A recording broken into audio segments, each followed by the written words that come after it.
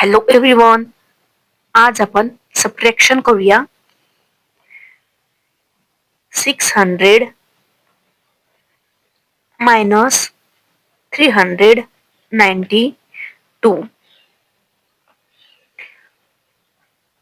आता 0 मधून 2 मायनस होत नाही, पण वरून 1 बॉरो घ्यायचा.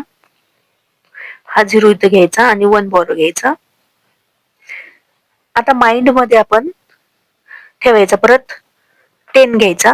आता 1 बॉरो घेतल्यामुळे आपण 10 मधून 1 कमी केला म्हणजे 9.